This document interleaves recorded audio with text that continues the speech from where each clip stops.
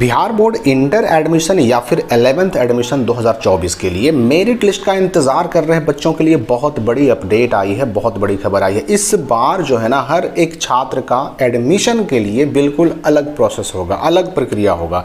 अलग अलग छात्रों को अलग अलग प्रक्रियाओं का पालन करते हुए 11th में एडमिशन करवाना होगा। तो ये पूरी प्रक्रिया और इसमें आने वाले सारे नियम, कानून, शर्तें, टर्म्स एंड कंडीशन, सब कुछ की डिटेल से जानकारी आपको मिलने वाली इस वीडियो में, क्योंकि आप इनमें से एक भी बात अगर चूक जाते हैं तो आपका एडमिशन छूट सकता है, आपका साल बर्बाद हो सकता है, बहुत सारी दिक्कतें हो सकती हैं। तो इसके लिए हम सबसे पहले सिंपली गूगल में सर्च करेंगे स्कारलेट स्टडी, और सबसे ऊपर जो यहाँ पर रिजल्ट आएगा ना, उसको हम सिंपली क्लिक करके ओपन कर लेंगे। जब ये वेबसाइट ओपन हो जाएगा तो हमारे सामने ऊपर ही एक पोस्ट नजर आएगा। अगर यहाँ पर ना दिखे तो आपको थोड़ा सा स्क्रॉल डाउन करके ढूंढ लेना है। 11th एडमिशन 2024 बिहार बोर्ड, नहीं आएगा मेरिट लिस्ट, क्या है नया नियम, इस पोस्ट को सिंपली हमें क्लिक करके ओपन कर लेना है। अब देखिए, इस पोस्ट में ना A to Z मैंने सारी जानकारी डिटेल से आपके लिए डाल दी है, ताकि आपको समझने में कहीं दिक्कत ना हो। मुख्य रूप से अगर देखा जाए ना, तो 11th एडमिशन 2024 के लिए नए नियम में 3 प्रमुख बातें कही गई हैं। पहली प्रमुख बात तो यह है कि अब जिस छात्र ने जिस स्कूल से मैट्रिक या 10th क्लास पास किया है, उसका 11th में जो एडमिशन होगा ना, उसके अपने ही स्कूल में होगा। भले ही उसने OFSS के ऑनलाइन पोर्टल पर आवेदन करते वक्त, फॉर्म भरते वक्त कोई भी स्कूल चुना हो, एडमिशन होगा उसके अपने स्कूल में। इस नए नियम में दूसरी बात जो कही गई है कि अगर छात्र चाहता है कि जहां से उसने मैट्रिक पास किया वहां वो एडमिशन ना कराए, किसी दूसरे स्कूल में 11th में एडमिशन करवाना चाहे, तो उसे उस नए स्कूल में जहां वो एडमिशन कराना चाह रहा है, उस स्कूल का जो जिला है, उस जिले के जिला शिक्षा पदाधिकारी यानी DO से अपने TC पर अर्थात SLC पर साइन करवाना पड़ेगा। और इसके बाद चाहे तो फिर अपने स्कूल को छोड़कर दूसरे स्कूल में भी बच्चा एडमिशन ले सकता है। लेकिन यहाँ पर ध्यान ये देना है कि दूसरे स्कूल में अगर आपको एडमिशन लेना होगा तो उसके लिए आपको सिंपली स्पॉट एडमिशन का इंतज़ार करना होगा, क्योंकि अगर अपने स्कूल को छोड़कर किसी और स्कूल में एडमिशन कराना है तो अभी नहीं होगा, सबसे लास्ट में होगा। क्योंकि स्पॉट एडमिशन का जो डेट आता है ना, पूरी प्रक्रिया के सबसे अंत में आता है। इसलिए जो अपना स्कूल बदलना चाहते हैं उन्हें स्पॉट एडमिशन के डेट का इंतजार करना होगा।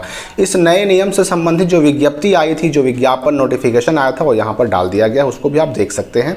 अब देखिए कि मेरिट लिस्ट 11th एडमिशन के लिए मेरिट लिस्ट आएगा या नहीं आएगा, और अगर आएगा तो कब आएगा।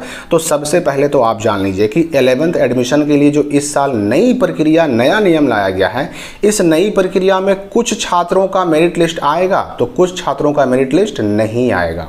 अब किसका मेरिट लिस्ट आएगा, किसका नहीं, ये आप यहाँ देख सकते हैं। देखिए किसका किसका मेरिट लिस्ट नहीं आएगा। तो ऐसे सभी छात्र जिन्होंने किसी सरकारी स्कूल से मैट्रिक पास किया और उनका अपना स्कूल जहाँ से उन्होंने मैट्रिक पास किया, अगर वो 12 तक है यानी इंटर तक की पढ़ाई वहाँ होती है, तो ऐसे छात्रों का मेरिट लिस्ट नहीं आएगा। बस क्या होगा कि इन छात्रों के लिए 11th एडमिशन की जो नई प्रक्रिया है वो अपनाई जाएगी और इन छात्रों का डायरेक्ट अपने ही स्कूल में एडमिशन हो जाएगा जहाँ से उन्होंने मैट्रिक पास किया। अब इन छात्रों ने OFSS के दौरान जो ऑनलाइन आवेदन हो रहा था, अप्लाई हो रहा था, उसमें कोई भी स्कूल क्यों ना चुना हो, एडमिशन होगा उनका अपने ही स्कूल में और मेरिट लिस्ट इनका नहीं आएगा।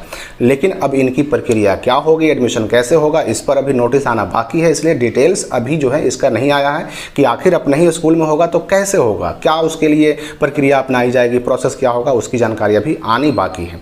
अब दूसरे वैसे छात्र की जिनमें से किनका किनका मेरिट लिस्ट आएगा, तो देखिए प्राइवेट स्कूल से अगर आपने मैट्रिक पास किया है, बिहार का ही स्कूल है लेकिन प्राइवेट स्कूल है, तो अगर आपने वहां से मैट्रिक पास किया तो उसका मेरिट लिस्ट आएगा।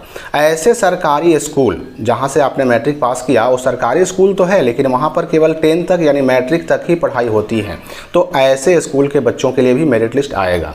CBSE से अगर आपने 10th पास किया, ICSE बोर्ड से अगर 10th पास किया, या किसी भी दूसरे राज्य के बोर्ड से 10th पास किया आपने, तो ऐसे सभी बच्चे भी अगर इंटर में या 11th में एडमिशन बिहार के अंदर करवाना चाह रहे हैं तो उनका भी मेरिट लिस्ट आएगा।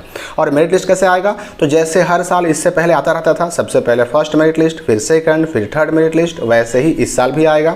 यानी पहले आएगा फर्स्ट, उसके बाद आएगा सेकंड, उसके बाद आएगा थर्ड। और मेरिट लिस्ट में ऐसे बच्चों को उनके जो चुने गए विकल्प हैं, चॉइस हैं, फर्स्ट नंबर, सेकंड नंबर, उसके हिसाब से, उनकी जाति की कोटि यानी कैटेगरी के हिसाब से और उनके 10th में परसेंटेज के हिसाब से उनको स्कूल अलॉट किया जाएगा। पहले नंबर वाला, दूसरे नंबर वाला, ये डिपेंड करता है उनके परसेंटेज पर, उनके कास्ट कैटेगरी पर, और उसके हिसाब से उनका स्कूल अलॉट होगा। अब सवाल उठता है कि बिहार के सरकारी स्कूलों से जो बच्चों ने मैट्रिक पास किया उनका 11th में एडमिशन कब होगा। तो देखिए 20 मई 2024 तक 11th में एडमिशन के लिए ऑनलाइन अप्लाई करने का लास्ट डेट रखा गया है और इसके बारे में कह दिया गया कि अब ये लास्ट डेट बढ़ेगा नहीं। तो इस लास्ट डेट के ख़त्म होते ही कभी भी सरकारी स्कूलों से मैट्रिक पास बच्चे जिनका एडमिशन अपने ही स्कूल में होना है उनका एडमिशन शुरू हो जाएगा। चूँकि अपने स्कूल में ही ऐसे बच्चों का एडमिशन होना है, नए नियम नए रूल से होना है, इसके लिए अभी विस्तृत यानी डिटेल गाइडलाइन आना बाकी है। इसलिए ऐसे बच्चों के 11th में एडमिशन के समय इनको मैट्रिक का ओरिजिनल मार्कशीट देना पड़ेगा कि नहीं देना पड़ेगा, टीसी या एसएलसी की जरूरत पड़ेगी कि नहीं पड़ेगी, अभी ये क्लियर नहीं है। अब सवाल कि इनको स्ट्रीम कौन सा मिलेगा, इनको फैकल्टी संकाय कौन सा मिलेगा, साइंस मिलेगा, आर्ट्स मिलेगा या कॉमर्स मिलेगा। तो देखिए ऐसे बच्चे जिनका एडमिशन अपने ही स्कूल में होना है उन्होंने अपने ऑनलाइन आवेदन में जो स्कूल चुना है और उस स्कूल में जो स्ट्रीम चुना है, पहले नंबर पर जो स्कूल चुना और उस स्कूल में जो स्ट्रीम चुना, चाहे उन्होंने अपने चॉइस में पहले चॉइस में अपने ही स्कूल का नाम डाला हो या किसी और स्कूल का नाम डाला हो, उनको वही स्ट्रीम मिलेगा। जैसे एग्जाम्पल के लिए अगर किसी छात्र ने पटना हाई स्कूल से मैट्रिक पास किया लेकिन 11th एडमिशन के लिए ऑनलाइन अप्लाई करते वक्त उसने फर्स्ट चॉइस में हाई स्कूल दानापुर चुन लिया, मतलब कोई और स्कूल चुन लिया और स्ट्रीम साइंस चुन लिया, तो ऐसे छात्र का 11 में एडमिशन अपने ही स्कूल यानी हाई स्कूल पटना में ही होगा, लेकिन स्ट्रीम क्या मिलेगा, तो वही जो उसने दानापुर चुना था ना फर्स्ट चॉइस में और उसमें साइंस चुना था तो साइंस मिलेगा।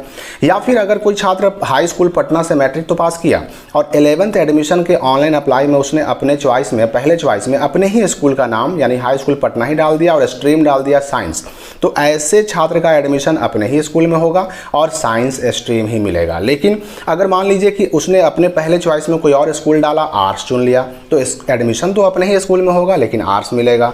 उसी प्रकार से चाहे वो अपना स्कूल चुना या फिर उसने कोई और स्कूल चुना, जो पहले नंबर पर उसने अपना स्कूल चुना हो या किसी और स्कूल को चुना हो, पहले नंबर पर चुने गए स्कूल का जो स्ट्रीम है उसका वही स्ट्रीम उसको मिलेगा और स्कूल अपना ही मिलेगा। अब अगला सवाल कि जिन बच्चों ने मैट्रिक पास किया, 10th पास किया किसी और बोर्ड से, बिहार बोर्ड के अलावा किसी और बोर्ड से, तो उनका एडमिशन कब होगा।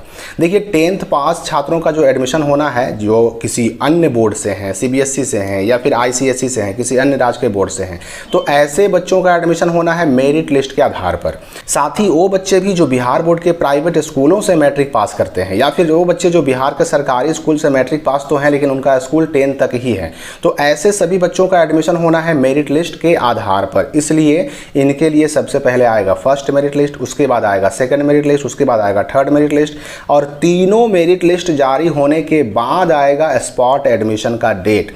और स्पॉट एडमिशन में ही छात्रों को अपने स्कूल के अलावा दूसरे स्कूल में एडमिशन कराने का मौका भी दिया जाएगा। तो सबसे पहले एडमिशन किसका होगा, तो जिन्होंने सरकारी स्कूल से मैट्रिक पास किया, जिनका अपने ही स्कूल में एडमिशन होना है, उनका सबसे पहले एडमिशन होगा और तब आएगा फर्स्ट मेरिट लिस्ट, उसके बाद आएगा सेकंड मेरिट लिस्ट, उसके बाद आएगा थर्ड मेरिट लिस्ट, उसके बाद आएगा स्पॉट एडमिशन का डेट। अब सवाल ये उठता है कि स्पॉट एडमिशन होगा कब, तो यहाँ पर वही बात क्लियर कर दी गई है कि भाई इस नई प्रक्रिया में अगर देखा जाए तो स्पॉट एडमिशन सबसे लास्ट में होगा और ऐसे भी लास्ट में ही होता रहा है। तो इस नए प्रक्रिया में सबसे पहले बिना मेरिट लिस्ट वालों का एडमिशन होगा, यानी कि सरकारी स्कूल के वैसे बच्चे जिनका एडमिशन अपने ही स्कूल में 11th क्लास में होना है उनका एडमिशन सबसे पहले होगा और 20 मई के बाद कभी भी इनका एडमिशन शुरू हो सकता है उनके अपने स्कूल में। और उसके बाद जो एडमिशन शुरू होगा तो मेरिट लिस्ट के आधार पर जिनका होना है, यानी कि सीबीएसई, आईसीएसई या फिर प्राइवेट स्कूलों का या फिर जिनका स्कूल 10 तक ही है उन बच्चों का होगा और उसके लिए आएगा सबसे पहले फर्स्ट, फिर सेकंड, फिर थर्ड मेरिट लिस्ट और उसके बाद सबसे अंत में होगा स्पॉट एडमिशन डेट। तो इस साल जो बिहार के शिक्षा विभाग ने एडमिशन का कैलेंडर जारी किया है उसमें स्पॉट एडमिशन का डेट जो है 31 जुलाई 2024 तक बताया है। तो 31 जुलाई 2024 तक एडमिशन स्पॉट एडमिशन होने का संभावना है, चांसेस हैं। अब यहाँ पर मैं आपको ये भी बता दूं कि ऐसे सभी बच्चे जो 2024 में 11th में एडमिशन कराने वाले थे उनका जो है 11th की पढ़ाई शुरू करने का डेट 16 मई 2024 तक रखा गया था।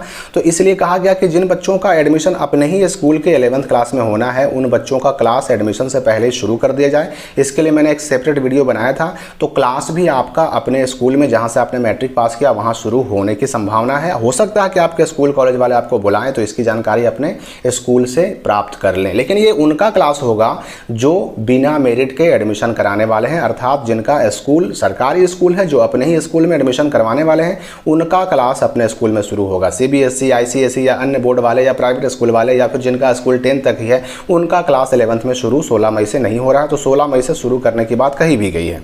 तो फिलहाल इस वीडियो के लिए इतना ही। जैसे ही इस बारे में नया कोई अपडेट आएगा उसकी जानकारी तुरंत हमारे चैनल से आपको मिलेगी। फिलहाल इस वीडियो के लिए इतना ही, मिलते हैं अगले अपडेट के साथ अगली वीडियो में।